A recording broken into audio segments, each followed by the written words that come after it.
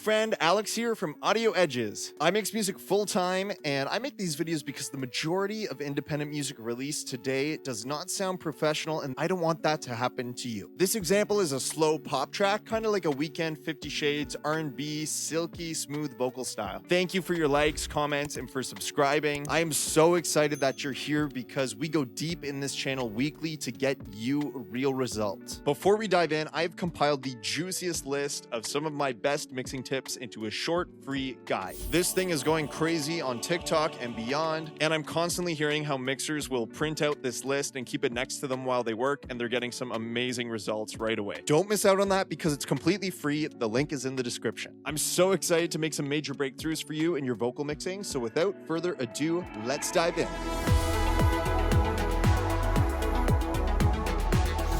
As you guys know, if you like to watch my videos, you know I'm a big fan of tucking the peaks in with just a little bit of compression first before hitting our main compressor. So I'm going to show you guys what that looks like.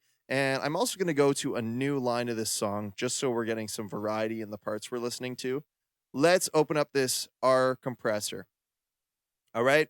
I'm going to set this to factory default here, so we can do this together. What I like to do when I tuck in the peaks of a vocal, it's just mainly tucking in those peaks so that they don't affect our main compressor as much. Our main compressor can do the work without being distracted by little transients in the vocal. We'll tuck those transients in first with this R comp, then we'll go into our next compressor. So here's how we do this. I find a ratio of 3 typically works well for grabbing these peaks out of the way, and a fast attack and release because we're really just doing a quick job getting in and out, tucking in those transients. So all we need to do now is dial in our threshold to where the peaks are just being compressed a bit. Let's take a listen. Whatever the rules are on my side. Whatever the rules are. So that's too much. I'm going to back off. Whatever the rules are on my side. Whatever the rules are on my side. So you can see how around a threshold around here, -3, is just tucking in the top of the vocal a little bit. I'm going to grab a longer sample chunk here for us. And that's all we're doing with that, a little bit of peak compression. Now we're going to dig in with this CLA76. This is an 1176 analog compressor emulation. This thing is incredible. I'm going with the black version. There's a black and a blue. The blue can be a little more gritty, a little more aggressive. The black is really smooth and silky. And for this type of vocal where it's really soft and doesn't need too much aggression or heat, I really, I think this black silky sound is best. Honestly, it's so subtle you probably can't even tell the difference. Maybe I can't even tell the difference a lot of the time, but I'm going with black right now.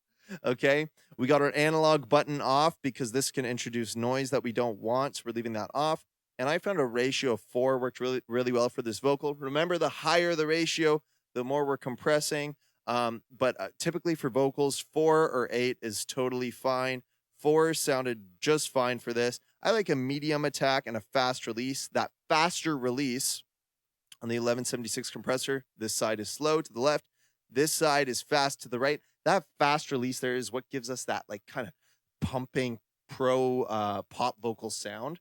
And all I've done here is set this compressor the way I like and dialed in my input until it's doing some nice work on the vocals. Let's hear what it sounds like without. Whatever the rules are on my side. Did you guys hear as soon as I took that bypass out how we're getting that nice compressed pop sound? So that's what this is doing here. Whatever the rules are on my side. Whatever the mood distracts me right.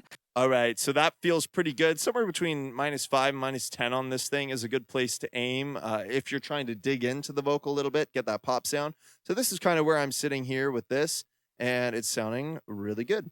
Let's grab the next piece of this chain, which is a Pro Q3. Whenever you add compression to a vocal, it's going to thicken it up a bit. It's going to thicken up that low end, and I like to control that right away after with another EQ. So this is just another Pro Q3. If you don't have FabFilter Pro Q3, don't freak out.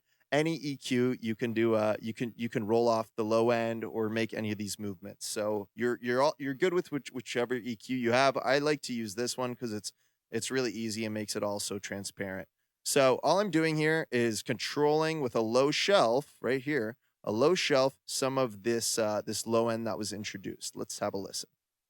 Whatever the rules are on my side, whatever the mood distracts me right. So do you hear when I bypass it, that low end is in there? It's not really a bad thing, and thick vocals are good, but just in this particular case where I want to have this vocal cutting above the instrumental, I found that this was the best move to do at this point. Whatever the rules are on my side, whatever the mood. And you'll see here, I just did another low pass around here just to clean up some of the low end information that analog compression can introduce into a vocal. I'm doing a little bit of a high boost here. Whatever my side. Now that I'm seeing this, it feels like it might be a little bit much, so I might back that off a little bit. Whatever. It's really easy to add like really pokey, piercing frequencies around 7K up to like 11K. So we have to be careful when we do these high boosts. But one thing that I found works really well is if you do those high shells and then control those piercing frequencies with a resonance suppressor like Soothe. I'm also getting a little bit of piercing noise kind of in these high mids here. So our next step of this chain is going to be Soothe.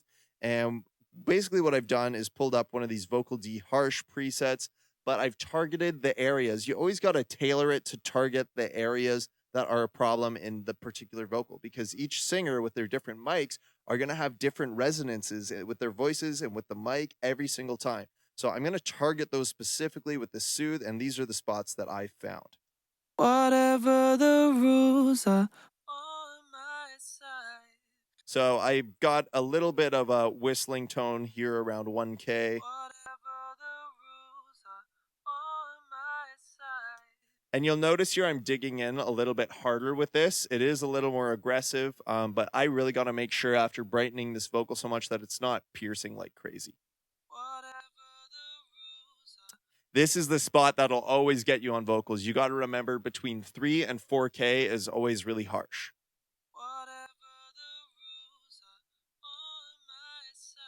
There's typically a piercing frequency there.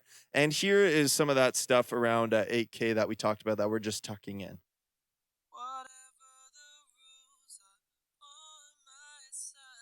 We're getting a little bit of S's in there, but it's more this like this cutting of that high shelf that we're controlling. We're going to add a de-esser in a moment. So this Soothe was in delta mode as I showed it to you, meaning we're listening to what we're taking out. So I'm going to flip it out of delta, make sure the vocal still sounds natural with this resonance suppression happening.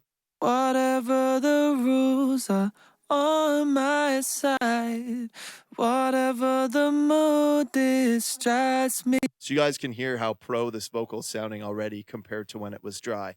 The last few steps of the way are just subtle things, really, except a little more aggressive multiband compression here. This I find can really help that pop vocal get that pumping feel. I grabbed the Pop Vocal Pro preset. This is the Wave C4, but I found that I needed to just tweak it a bit. So I'm letting those highs come out of the vocal here. I'm kind of compressing them and bringing them up a little more, even more high shelving. I know, he's crazy, right? It sounds great on these pop vocals. Okay, the low end, we're just tucking it out of the way again. And this isn't too crazy, but here's what it's doing. Whatever the rules are on my side. So now it's starting to sound a little more squished. It feels a little more saturated, but it's not actually saturating it really. That's kind of coming from the motion of this multiband compressor. And we got those highs sparkling up there, sounding really breathy, tucking the lows out of the way. Whatever the rules are on my side. Okay, so with it, this is going, once again, we're going for a pop vocal sound here. So this would probably be too much for just like, an acoustic singer-songwriter thing. We might not want to compress that much, but we're doing kind of pop vocal sound here. So this is totally cool. We're going to grab in one last instance of Soothe, okay? And I'm using the Vocal D Shadow preset, and I've tailored it to target these low frequencies here. Whatever the rules are on on my side.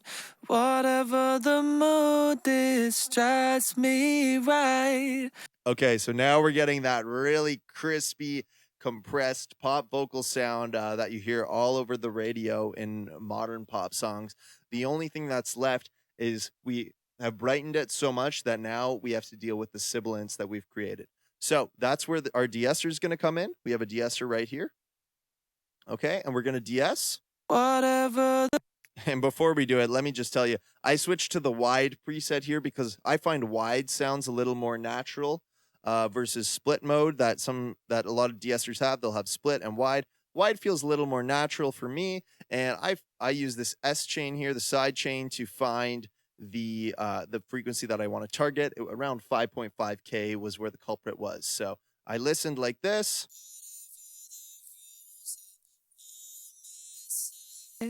And tuck that out of the way so the de-esser is working like this.